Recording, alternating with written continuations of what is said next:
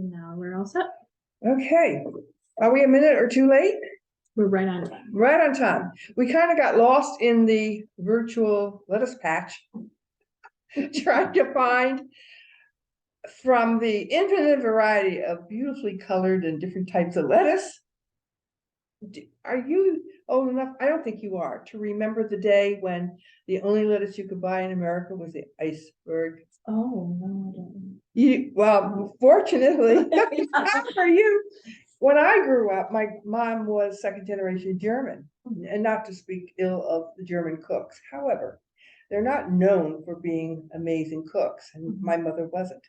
The only salad, you're going to die laughing, that I remember ever eating as a kid must have come from Better Homes and Garden or something. And if it wasn't from Better Homes and Garden, I'm sorry, but one of those type magazines. It was a couple of leaves of the iceberg lettuce, which was totally tasteless, pale green, crunchy. And on that, she sat a half of a pear, canned pears, a dollop of mayonnaise in the middle of the where the pear was scooped out, and then a maraschino cherry on top.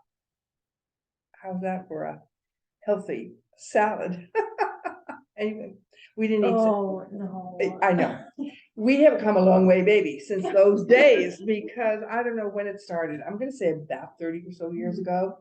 All of a sudden, America became aware that there was all sorts of lettuce out there besides the infamous iceberg. Leaf lettuces, head lettuces, the romaine or Cos lettuce that they put in Caesar salads, remember?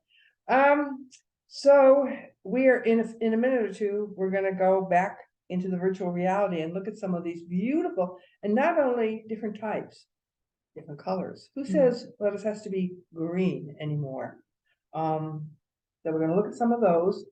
But before we get started, there were two events I want to mention. If anybody's listening out there and live somewhat nearby,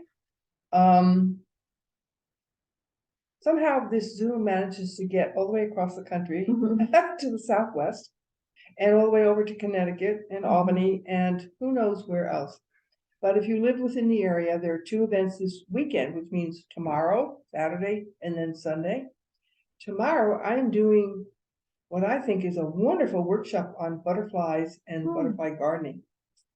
So we have a PowerPoint, and once again, Tinkertown Hardware Store, that's where it's going to be. There's a confusion about time. So one article said 10 o'clock and the other said 10:30. So we'll be there by 10 o'clock and maybe we'll hang out and chat until 10:30 till everybody comes. But it's going to be indoors, outdoors. And we have a PowerPoint where I have photographed probably 13, I think, of local butterflies that appear in my garden on the hill outside of Alfred. So it's a very localized thing. And then Steve Jacoby, another master gardener, has kindly, because I don't know how to do it, found images of the flowers that these butterflies like. And he's going to have handouts in color so you can take it home with you. And what else? 4 years ago, in front of the hardware store, Tinkertown Hardware in Alfred Station, 10 o'clock tomorrow morning, Saturday. I planted a 4x4 raised bed for the butterflies. And it's taken about, oh, Regina is here with her motorcycle helmet. Hello. Did you find it? No, it's my old one. Okay, do you need a chair, Regina? We just got started. Okay, I'll grab a chair. Where was I? The butterfly garden, raised bed, 4x4 in front of the hardware store, and it has 9 plants in it that start, well, 10 now. They start blooming with the snowdrops in March, and they bloom through the cardinal flower in late August, September.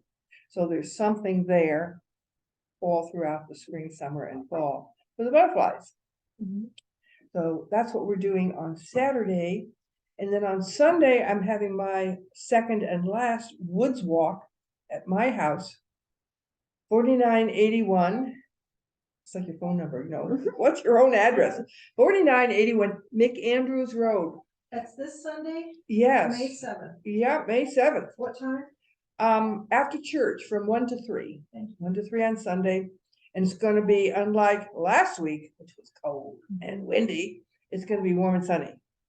And so it's a woods walk, wildflowers in the woods, plus the trees, and have all leafed out by now. And the ferns are hopefully finally beginning to come up. So as you all know, we had an upside down spring. On my electric bill, NYSEG, I love it. The only part about the bill that I love is they have a little chart and they tell you what the average temperature for the month of April was compared to last year. We were 8 degrees warmer this year, which doesn't surprise me. Oh, it does me. I thought it was a lot colder. No, Oh, the no. first half of April was off the charts. Somebody so, outside of town like here 80. had 85 degrees. And so I keep saying, in the old days, we never got 85 in Allegheny County, or if we did, maybe one day in July or August. In April.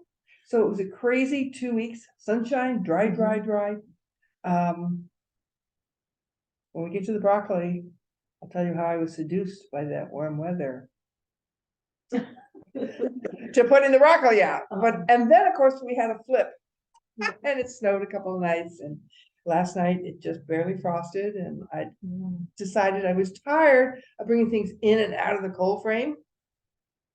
And I listened to all 3 weather reports and decided at 5 o'clock, I'm gonna take my blankets out and cover up the cold frame. Leave the lid on all day, maybe like greenhouse. Middle of the night, 3 in the morning, flashlight on the thermometer. Ooh, it's down at 33.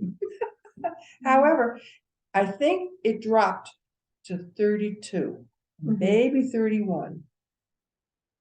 Everything was okay. My sunflowers, my basil, my pumpkins, all those tender things, they're just, this high, but they survived. And now we're looking for another week of sunshine and warmer, not hot, but warmer weather. All right, where was I going with I was this? getting tired of all these gray days. Gray days, too, and rain. yeah. Well, we needed the rain. Yes. we did. Not that much. No, really, it just drizzled all day, because I had my rain gauge out, and let me think for a minute.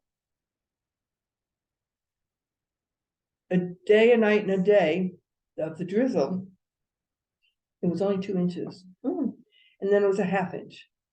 And then earlier, when it broke the drought, it was a ½ inch. So we've had like 3 inches, at least on my hilltop. And I think that was that kind of a rain was an area rain. It wasn't a little downpour from Right. So I think the what did I say, 3 inches? Now, remember your soil? It's 1/4 air for the water to seep down. So I figure 3 inches, that means the rain went down a foot. And that's good, because it was really, really dry. I was actually watering my newly planted seeds because it was so dry. So hopefully, you don't want to flood, but you don't want to drought either. So that's all right. So we're gonna have our woods walk at 4981 McAndrews Road, top of the hill outside of Alfred. If you were going on County Route 12 to Wellsville from Alfred, at the top of the hill, second road on the left, where the Kents have their big sign, Kent Farm, and I'm a ½ mile down on the right. So, Regina's here. I'd like to thank her for. You see, I don't do all this technical work. I grow the stuff and talk. And Melanie, and now Regina has been. Oh, Melanie, I couldn't do it without her. But Regina, she foolishly said, "Can I do anything?" And I said, "Oh, yes." So we're not going to use it today because I have too much other stuff to get done. But Regina researched the weeds, which we will get to, maybe next time. Try and fit them in next time. Alrighty, let's start with that lettuce. Can you now? Do you do them one at a time, or can you put them all up together, or I not? think I have to do them one at a time. One at a time. We're just going to quickly look at some wonderful. Let's back up. The brand. Okay. I grow probably 7 or 8 different kinds of lettuce. One is, it has 2 names. romaine from Romania, and Kos, which is an island off the coast of Turkey, I think. That's the same thing? Pretty much, yeah. A Kos, C-O-S, or a romaine lettuce. They're the kinds you find in, did they hear you? Oh, Caesar salads. Yeah, I love running on. In Yeah, I do too. They're crisp, they tend to be taller Mhm. and more ovally shaped, and they have stiff, somewhat smooth leaves. They have a new variety now that's reddish. But anyway, and I grow Olga the last 2 years or so. But anyway, that's one. What else did we find? They're in the virtual. I love virtual gardens because there are no bugs in them, right? And no frost, and no weeds. And you can just look at the pretty lettuce. That's perfect. Okay, we don't know what kind this is, right? It's a leaf lettuce. Yeah. It's one of the leaf lettuces that have been bred in the last 10, 20 years for the color. And which is never red. It's always a bronzy or a coppery red or a pinkish red. And sometimes the whole plant is that way. Did we have a darker one? We did find a darker one, didn't we? I don't think we saved it. Oh, we didn't save that one? Okay, No. well, all right. So this is our example. Sometimes they have a more of a green heart and then the edges are red. So what else have we got? And then we go to carrots. Oh, what happened to the I other? don't know what happened to our. Oh, Rabbit got it. Rabbit can got we it. find it again Easter while I'm bunnies. babbling away? We had a black-seeded Simpson. We found 4, and somehow, I probably got distracted and didn't see that. okay, well, I'll let you do that while I chat on lettuce. Okay, what do we need to know about lettuce? And I forgot to bring the book. Oh, there we go. I made the mistake 2 weeks ago of digging out my favorite gardening book called Garden Secrets, written in the late 80s and still very relevant, except maybe for varieties, by 2 women who lived in Montana. And one was, I believe, a biology high school teacher and a gardener, avid gardener. And there we go, black-seeded Simpson, also a leaf lettuce and an heirloom. And her friend, who also lived there nearby, who worked for the big seed companies. Now, sometimes we get a little hostile to the big seed companies, but if you're gonna grow 5 square miles of something, you really have to know everything about growing it so that you can get 100% production out of it. The pH has to be just right. You have to know all the viruses, all the bugs, all the nutrients it needs, what the optimum temperature is, rainfall, etc., etc. It's a little bit overwhelming, and I thought I knew everything. Pride goes before the fall, right? And I discovered, well, I read this book off and on over the last 25 years, and I had forgotten a bunch of stuff. So all of a sudden I had to extend my lecture on whatever it was we were talking about last week, peas or something, and I didn't have room to get where I was supposed to get. Well, the same thing happened with the lettuce, especially, and the broccoli. But anyway, I'll try and condense it. The average gardener, truthfully, doesn't need to know everything about growing to perfection. Partly because most of these plants have been grown by people in gardens for anywhere from 1,500 to 9,000 years. And the fussy ones, I can just hear my ancient ancestor. Well, I tried that for 4 years and forget it because it was too much trouble for one reason or other. Bugs, short growing seed, whatever it was. And so the ones that have come down to us, by and large, are pretty forgiving and trouble-free and will respond to a wide range of soils, temperatures, etc. So if you're curious, like me, and you want to learn everything you can, then try and find a book, a used book online or wherever you go to do that these days. Garden Secrets, 2 women, Diane and Dorothy, I think, and I forget their last names, from Montana, first published in '88. They did another book on berries and fruits, but I gave that maybe to the library years ago. Anyway, lettuce. Now, I did learn something that I had totally forgotten. This year was my second year that I grew lettuce in the winter on the windowsill, leaf lettuce, and it was wonderful. However, according to these gals, if you're running it under fluorescent lights, 12-hour max. If you're planning at the end of that month of eating, say in January, February, or March, you want to take them then and put them out as early transplants. The extra light over 12 hours ages the lettuce. It makes it grow up faster. And so when you set it out in the middle of April under some kind of covering, it's already middle-aged. And as we all know, that we that are older, after that it's kind of downhill. So it's then racing to maturity when the plant has a language of its own that's all based on chemistry. At a certain point in its age, especially when the weather gets hot, the outer big older lettuce leaves say to the part of the plant, we've done our thing, we can now set seed and die. Because they're annuals, that's their purpose, set seed. Not for us to eat. They're there to make babies for the future. And once that process starts, you can't reverse it. And nobody wants to eat a lettuce head or leaf head lettuce that's going to seed because it's bitter and there's that white latexy type fluid that comes up through the ribs on the leaves. So anyway, that to me was very interesting. It reminds me of the poinsettia. Same kind of thing. If you want to save over your poinsettia plant, you have to keep it in the dark for so many hours, or 2 months before, Thanksgiving or whatever.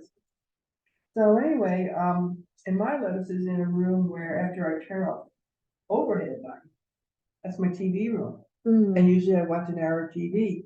So if you want to be a perfectionist, you have to box them, put them in the dark, keep them in the dark, or have the light in a room.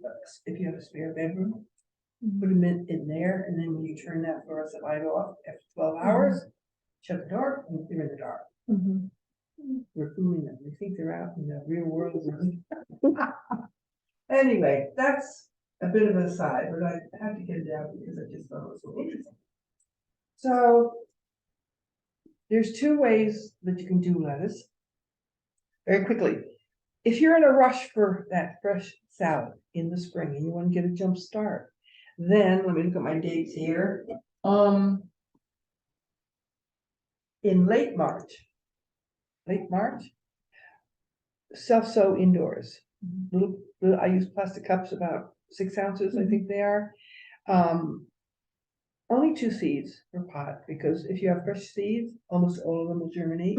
Surely at least 1 out of 2 will. You only need 1 per pot. Let it grow on under your lights, 12 hours, for about 4 weeks, at which time the roots will have filled up that pot pretty well, and you'll have, I don't know, maybe 3-4 inches of lettuce on top. Then, depending on the season, we had this backwards season. And by the way, 8 degrees warmer means the following. If you average January to July, coldest to the hottest month, the beginning of January to the end, the temperature creeps up on the average about 7 degrees. So 7 degrees each month for 6 months is the difference between the average temperature in January and July. So 8 degrees means that April was like May, which is why everything started so early. And then we kind of got this cold snap again, and everything's kind of on hold. And it hasn't been so cold that we kill the lilacs or the apple blossoms and other things. All right, so come late April, a month later, you can have a small section in the garden that you can plant out these little pots. And if your soil is rich and deep, Depending on the lettuce, some need more room than others. The leaf lettuce can be more crowded. The head lettuce needs more space. So anywhere from eventually 6, 8, or 12 inches apart in the row.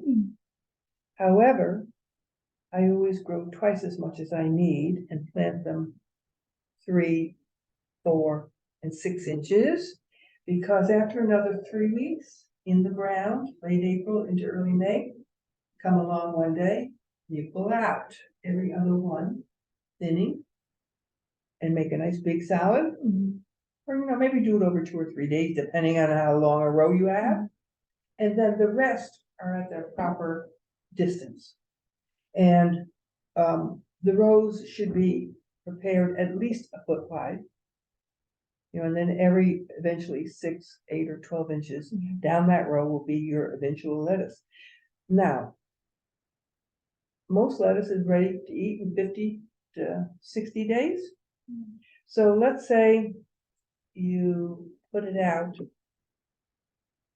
late April, but it's already a month old. So by late May, for sure, through June, you'll probably be able to harvest that row before it decides to bolt, or it just gets too hot and it's not tasting good anymore.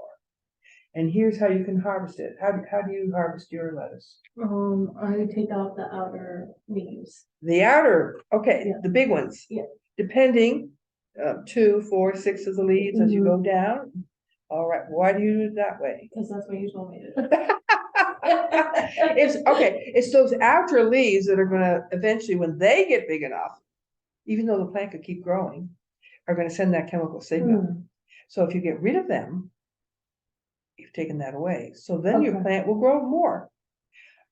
But that takes a little bit of time. Are your lettuce in containers? So that's a little different consideration too. Yeah, it's like a raised container. Yeah, you don't have to bend over so much. Is it in the house? No, it's outside. Okay, the other way is you get your scissors. You're in a hurry. You don't have the patience.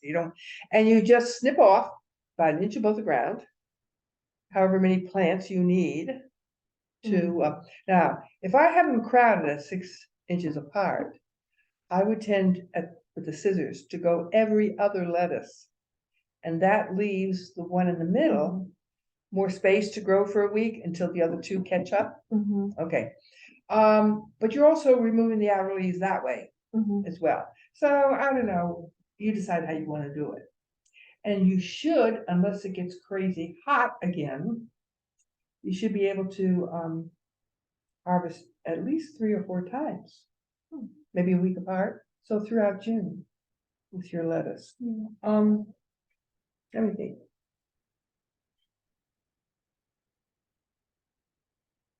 Does lettuce that you grow inside over the winter months, does that taste as good as the outside Oh, lettuce? it tastes so wonderful. Does? And what better. kind of soil do you use? I just in the fall before it freezes, usually in October when it's somewhat dry, I bring in, those buckets that are 3 or 5 gallon buckets? 5 probably. 5? Okay. I used to bring in like 2 of them, and then my daughter shares a very small section of the garden, but she likes to grow flowers. And I've been growing her flowers too. So all of a sudden I brought in 4 buckets this year, just me. And I decided I should have brought a picture of my tomatoes. With my broccoli and then my tomatoes, I would start them in the smaller cups to save space under my light. But after a month, I potted them up into a bigger, like a sour cream carton that's bigger. That meant more dirt. And then, Where'd you get your dirt? oh, sorry. That's okay. Either from my compost heap, my second year compost heap, or just steal it from the garden. So you don't buy potting soil? No. Because God knows what it is. I don't think it's real soil. I think it's all, I don't know what it is. They usually call it mix anyway. Yeah, right. They don't call it soil, Yeah, they call it mix. No, yeah. God, But you're and fortunate, you have a nice piece of property with I know, but nice soil. you could even, Regina, you have enough of a yard that you could get 1 bucket or 2 buckets of soil out of it somewhere. Dirt maybe. Dirt. Well, okay. Years ago, what I would do is, before my garden got really good soil, I would mix up maybe half of my soil with some sand, and I would buy the bales of peat moss. And so I'd have that mixture for my potting soil. So, all right.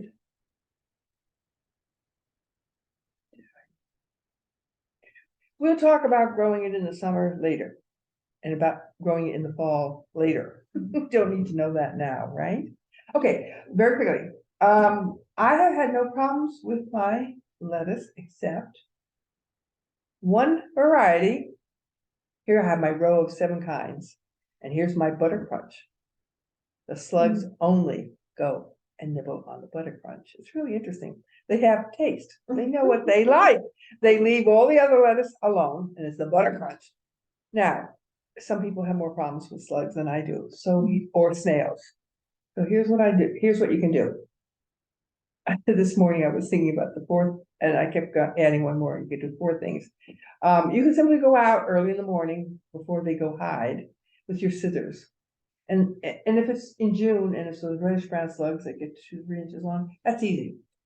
And just leave them there. By the end of the day, they'll have dissipated. Because they're mostly moisture. Yeah, and then the other thing is, at that time of year, my broccoli is getting big, and there's always 1 or 2 lower leaves that are kind of like not happy. Just take a few of those big, fat, lower broccoli leaves, lay them down in the evening on the path next to what they're munching on. And in the morning, lift up the leaf, and there they'll be. It's the slug snail hotel, or a board. And then either step on them or snip them or do whatever you do. Now, if you don't want to do that, there's 2 other things you can do. If you're not adamantly opposed to chemicals, look it up online. One brand is called Sluggo, and it's a white granular stuff that you don't need to sprinkle much at all. And what's wonderful about it, only slugs and snails. Your cat can eat it. The birds can eat it. I suppose we could eat it. Don't do that at home, kids. And it doesn't bother us. It's designed specifically snails and slugs. So you can do, and I do use that sometimes around my strawberries when I have strawberries. But you can also use sawdust. Have I told you the story of my sawdust epiphany? No. Sometimes you read things in books or read things online, and sometimes you just happen upon them in your own experience. This was about, let me think, I don't know, at least 15 years ago. And when we get to potatoes, we'll talk about how you pile up leaves and whatnot on top of potatoes. And in June, usually the end of June, I went down to a nearby sawmill, and traded some homemade bread, like that, the bread. This is Melanie's thank you, a teeny tiny thank you for all the horrible work she's had to do at the library because of the flood. So anyway, and so I would always go down to the sawmill and come back with like 15 boxes of sawdust. One of the easiest jobs in the garden because they're not heavy. And I would add it to my potato row on top of the leaves when I was adding mulch. And one year, about 15 years ago in June, I happened to have 1 box left over. And meanwhile, around the corner on the old compost heap were my 2 hills of butternut squash and pumpkins. And I had just enough sawdust left to spread. And by June, those pumpkins and squash had filled out maybe that much space. And around it was still just, the compost heap and the leaves and whatnot. So I sprinkled a band of sawdust about that wide all around. Thinking, well, we'll just add to the compost, to the mulching. Now that was if we were in China, we would have named that summer the year of the snail. I have never seen so many of those tiny little snails in the garden. And in early June, I was going out, and, squish, squish, squish, squish, and really getting out of hand because there was so many of them. So, the next morning, I go out for my squish, squish patrol. And lo and behold, the one I had not surrounded with sawdust had its 20, 30 little snails all over the leaves. There was only 3 on the one that had the sawdust around it. And I thought, oh. And ever since then, I go in June and get my boxes of sawdust for the potato roll plus a few extras, and see, my garden to the south is my field. And I think that's where the snails and the slugs come from. They migrate into the garden. They like the veggie leaves better than the weed leaves out in the field, right? So I have a band along that southern edge of the garden, about that wide. And I just sprinkle the sawdust there and around those crops that they like the pumpkins, squashes. Broccoli. No, my broccoli's fine. The green beans and that one variety of lettuce. And I have very little trouble anymore. It's fast. Interesting. Try So you it. know what causes that? My theory, yes, there was a theory out there in the books about using diatomaceous earth because that's just my microscopic ground up shells from little diatoms, like think clams, teeny tiny. Well, they're not in this clam family, but they have shells. And that the soft belly does not like the rough diatomaceous earth. So sawdust is rough. And so that's my guess is what's doing it. It doesn't have to be very thick, 1/4 inch, just enough. So anyway, what time are you gonna buy the carrots? Yeah, you have half an hour. Okay. Now, okay, we found some carrot pictures too, right? So, or did they get lost too? Well, while she finds the carrots, I have 2 stories to tell about carrots. I'll do the one about my dad first. Now, my dad was born in northwestern Louisiana, near the Texas-Arkansas border, back in 1900. And they had a very small farm, 17 dairy cows, and my dad essentially, when he turned 18, left home to join the Marine Corps. I think he decided it was easier to be a Marine in the Marine Corps than to stay at home and work on the farm and have to milk the 17 cows every morning. However, he grew up in rural, early, was it 19th century? 20th century, South. And so 70 years later, I'm in Almond, and built my house there out Car Valley Road, and I was putting in my first big garden. I'd always gardened, but this was my first big garden. And I'm planting the carrots, and Dad was with me, and he's sitting there watching me sow my carrot seeds out the row, right? And he said, because he hadn't farmed since then. He left the farm in 1918 and never looked back. So he's standing there and he's looking at me and he finally says, honey, you have those carrots way too close. You're gonna have to thin them out. A foot apart. And then I realized, because I've read a lot, back in his day, carrots were not grown for human consumption by and large. They were grown as cattle and hog feed. Oh, really? A totally different variety that tended to get, 6, 8, 10 inches in diameter. I don't know, 6 inches so deep. And they just pulled them up in the fall, or they let the pigs, especially, just in that carrot patch, and the pigs would root around and dig them all up. And, this is one wonderful example of what the biologists who are into breeding can do. You take something that probably were not very crunchy or very sweet. Think turnips, rutabagas, and make it into this wonderful, crunchy, sweet, appealing person carrot. And now they're breeding more vitamin A into it. So if you're interested in that, look at the varieties, and some are darker orange than others, they have more vitamin A. And that leads me to my second story. Can I ask a question about the vitamin A? So like the purple carrots or other colors, do they have as much or more or the same? I'm not sure about the purple. Okay. By the way, in that research, that book, that More Than You Ever Needed to Know, they also have a section about the history of where it came from and when it was first domesticated. Evidently, there were two kinds of carrots, and I'm gonna forget what, one were white, and maybe they came from East Asia, and the others more from the West, with more orangey ones. But inherent in their genetic pool were some were dark purple and whatever. Well, now they're rediscovering some of those. Fortunately, they haven't all been lost. They're still hanging out there in the edges of civilization. And then they can bring them into the breeding program and in their genes find things like, I'll grow longer. Why do I need so much water? I'm purple. And all these variations on a theme that make for a safer agriculture. Because when you breed down, and you only have, say, 2 varieties of carrots in the world.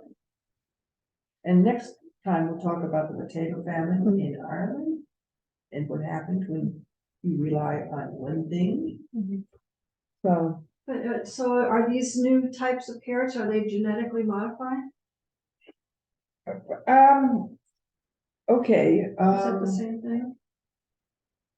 Mother Nature genetically modifies things all the time. We'd never have any evolution if she didn't, right? But we see it in a lot of products. when we step in and manipulate, either physically or chemically, then we call it, I guess, genetic modification. Yeah, GMOs. Now, You see that on milk and Yes. other things. maybe sometime we should talk about that in general, because that's a very complicated topic. Sometimes it's just to add vitamin A, which most of us would say is a good thing. Sometimes it's to make the crop, you can spray what is the poison to Roundup. Yeah.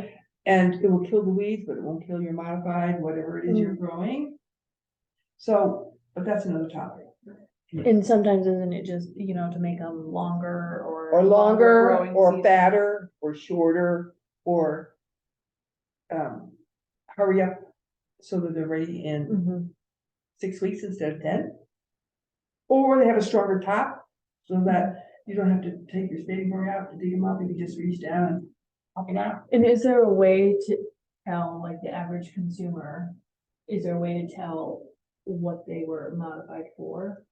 So like if you don't, Oh, if you don't want, okay, if you don't want it like yeah. modified for Roundup. I don't know what the law is in America. I know in England, Europe in general is very restricted. As a matter of fact, they will not, I don't think, buy modified vegetables anymore, which really, or messing around with the beef or cattle. In some stores will tell you, they're on the counter if it is, but you know how America is. Everybody can do what they want and the hell with the rest, right? So that takes research. Or grow your own, and then you know what you're growing, especially if you deal with a reputable seed company. They'll tell you if they're organic, and some seed companies, we just don't sell GMOs or seeds. So that's a personal choice.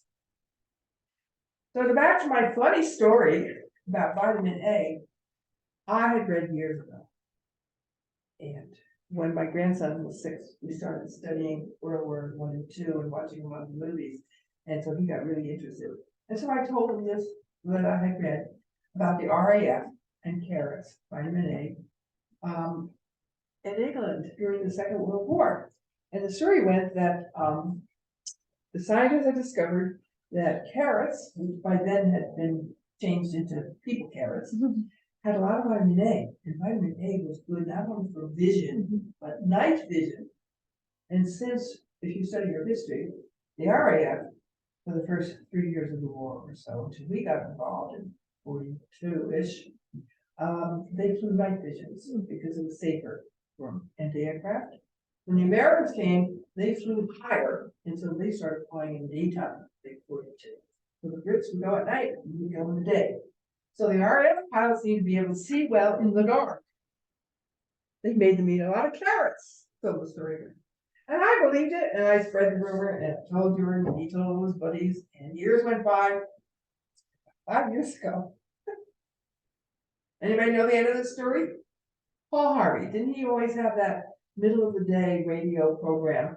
Some interesting bit of the news, and then maybe a month or two later, he'd have the other half of the story. Yeah, the rest of the The story. rest of the story. This is the rest of the story. Anybody know it? The Brits had discovered radar in either 41 or 42. They didn't want the Germans to know about it because it gave them the edge. So they invented this story about the carrots. Oh, that was just propaganda, wartime propaganda? Wartime propaganda. And here I am, 50, 60 years later, spreading false news. So I had to correct myself I think I wrote an article about it, traditions, anyway. Okay, That's a good story. it is a good story. Be careful of. But it Every still, time you're- but it still does make sense though, doesn't it? I mean, I think carrots yes, are, but once from again, other people other than you, I've heard carrots are good for your vision. I think they are, but once again, is it a 1%, 5%, 10%? Right. A miraculous cure, I was blind and I ate carrots and I can see. No, guys, that's not true, what you just heard me say. Yeah. Anyway, okay, let's get back to, we're never gonna get to our broccoli, are we? Okay. Let's look at our pictures first. And once again, carrots come in all sorts of shapes. These are, my daughter likes the long ones. Imperator, I think that's how you say it, types. This would be an example. What else did we find? These are, no, don't go away, because this shows something else. These are so say your soil is shallow, maybe only 6 inches. So there are several varieties, such as chutney, which would be fatter and shorter. Okay, look at those two on the left there that are forked. Does anybody know why that happened? They ran into a rock. They ran into a rock. Oh, really? Really? So, and you know how it is in Allegheny County with rocks, right? Whatever, if you do a row or if you do a block, which I'm going to suggest maybe people do, 2 by 2, which I'll get to in a minute.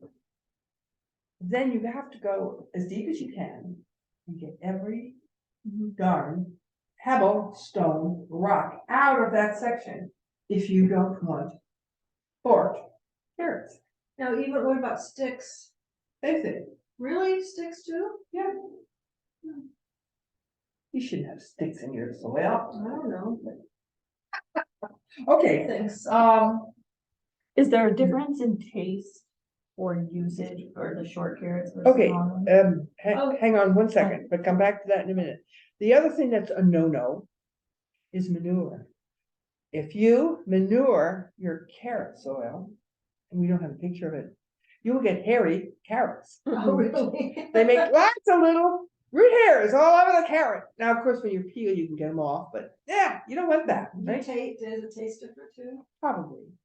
You know, Feuerbach, a famous philosopher from the 1800s in Germany, I think, once had a famous saying, "You are what you eat."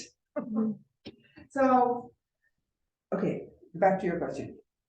Just like with lettuce or anything, potatoes, peas, wine, you know, most people think about the wine connoisseur, blindfold, they'll tell you what vineyard, what year, supposedly, if they're really good, right? Because their palate's been trained, okay?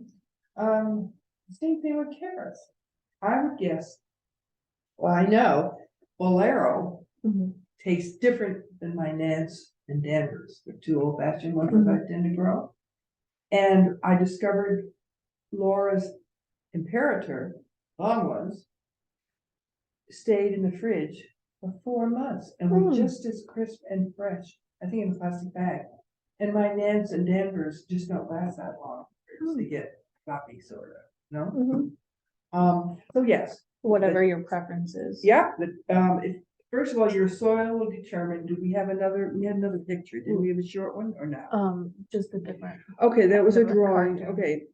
See, there's a short little one. That one, yeah. The one on the left, I'm guessing if it were longer, would be the Imperator type, long and slim. And the others are kind of like in between. Sometimes they have pointy tips, sometimes the Bolero has a nice round bottom.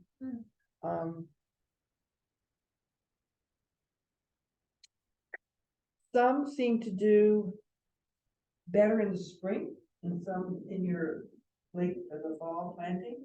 And I'm jumping around here.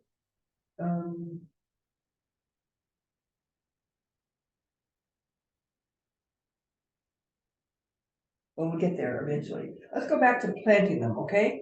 So once again, this is about the third week in July, third week in April, that probably the soil is going to be warm enough. And you prepared it in the fall.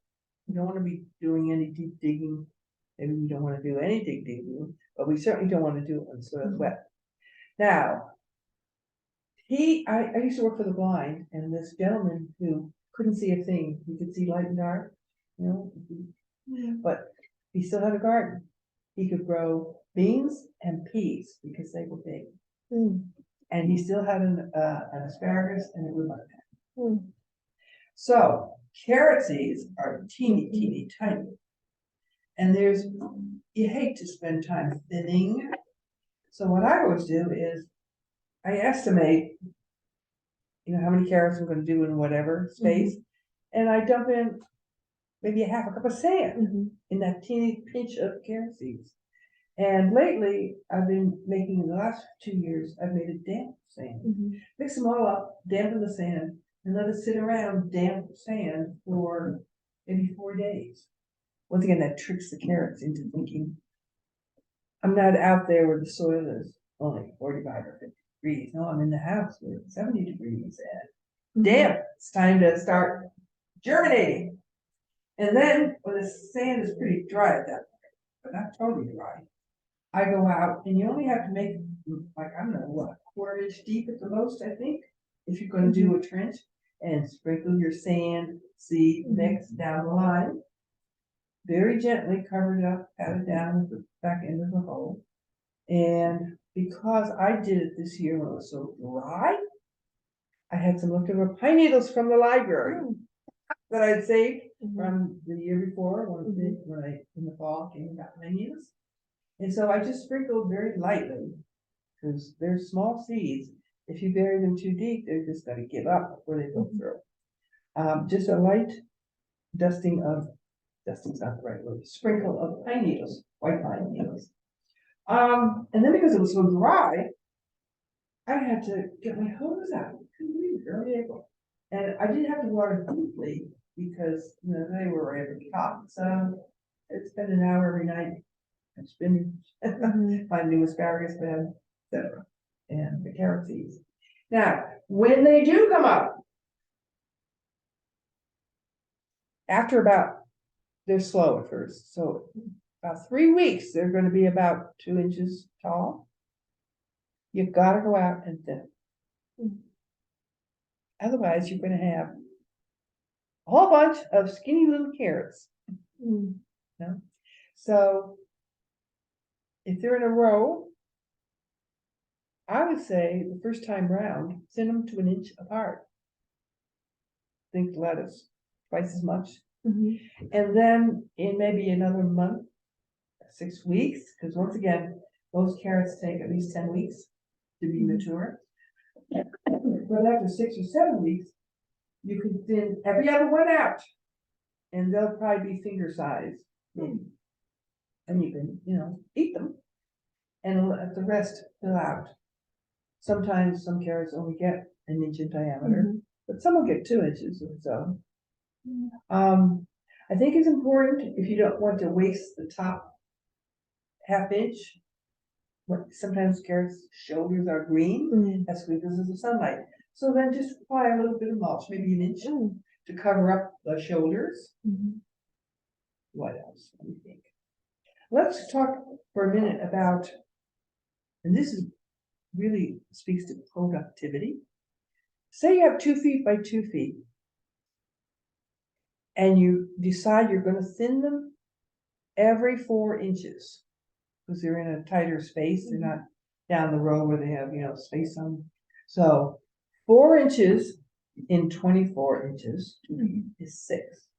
6 times 6 is 36 carrots out of a space bucket.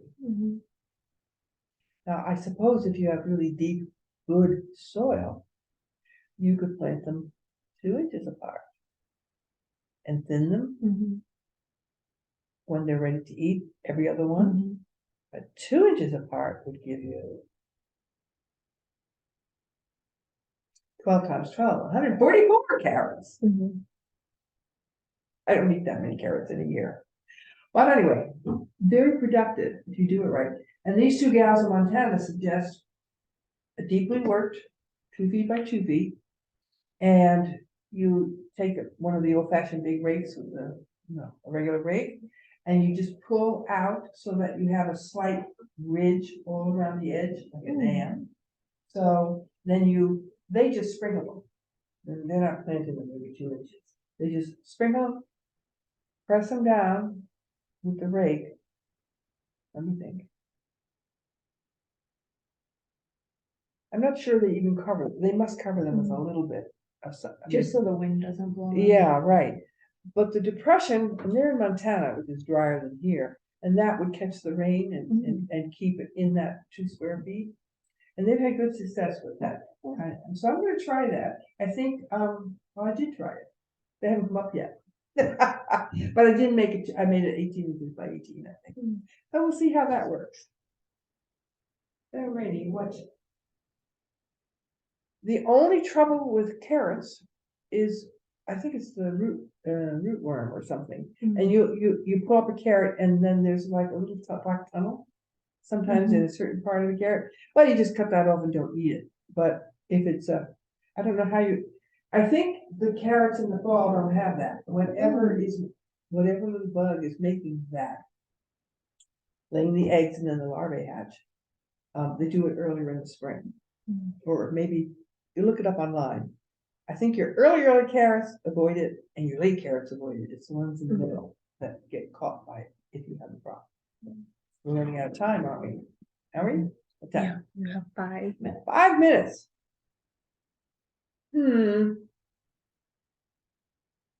When slugs climb on your food, like you mentioned earlier, like lettuce and stuff, do you still eat that after they've been on there? Yeah. You wash it? Okay. Yeah.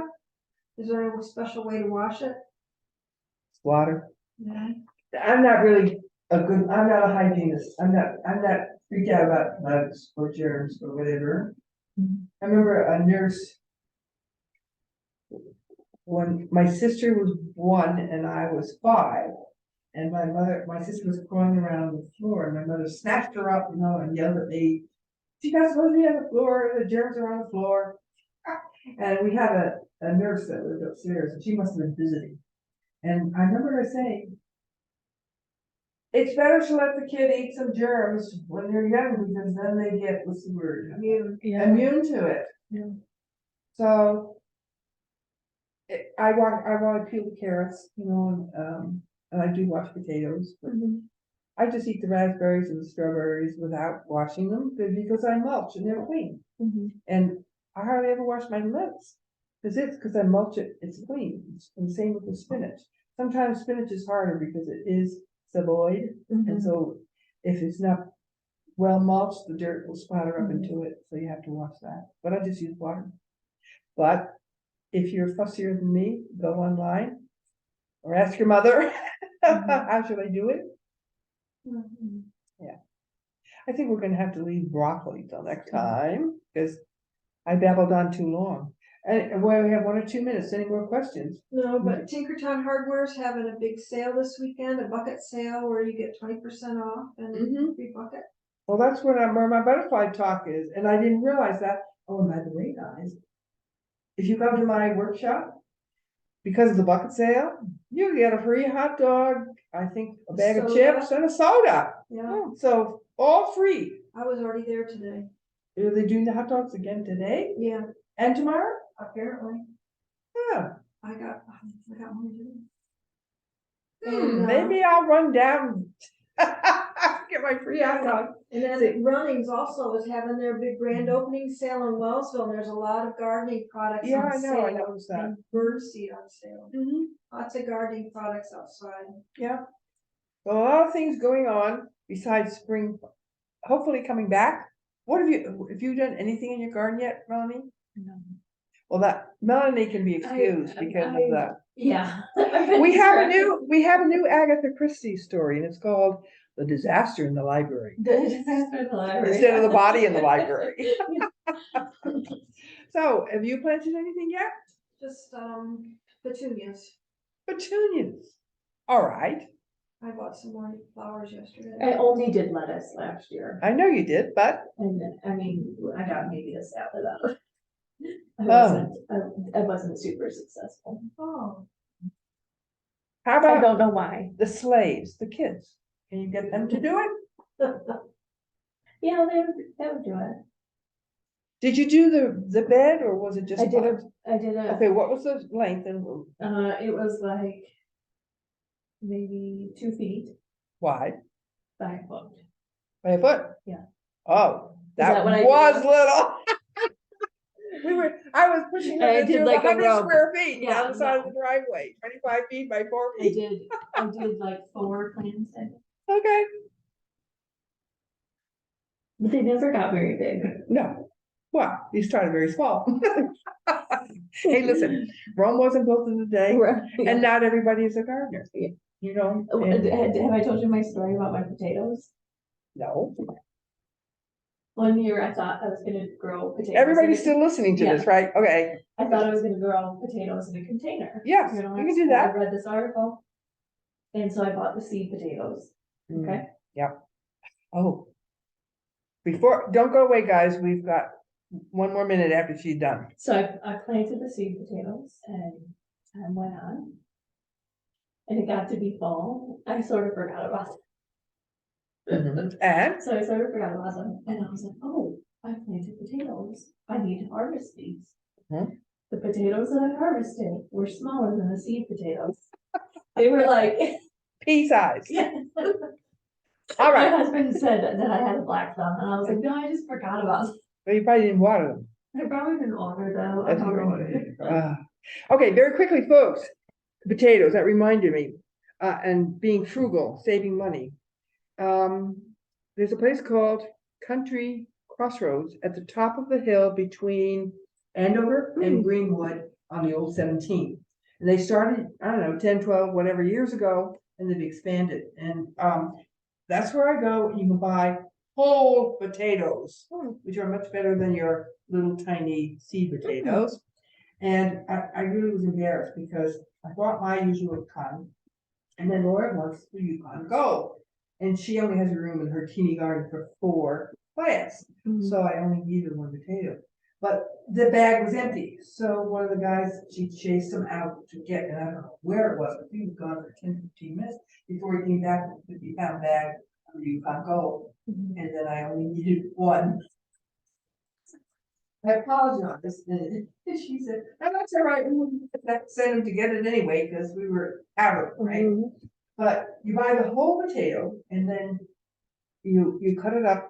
So each piece has 2 to 3 eyes, no more, and should be the size of a good sized big egg. And that way they actually have enough food in that potato chunk when they start to grow. And 2 to 3 stems will produce the most in the garden. and you can just go buy any potato to do that. No, because the potatoes in the store have almost certainly been sprayed to keep them from sprouting, Okay. because they want to keep them in the warehouse for months and months and months. The other thing was you can buy bulk seed there. Why spend $5 for a package of pea seeds that will grow maybe 15 feet when you can go to the bin and scoop out, I'm guessing, I don't really know, I didn't, but I'm guessing 50 cents, the same number of peas. There's no fancy package with a pretty picture and all of that. But if you're interested in saving money and you have a big garden, go, and they're one of the few places around, and I'm sorry. If somebody listening, that you have similar, let us know, and let people know. But as far as I know, that's the only place you can buy bulk seed in the area. Yeah, I haven't seen any either. Okay, we're finally done. That's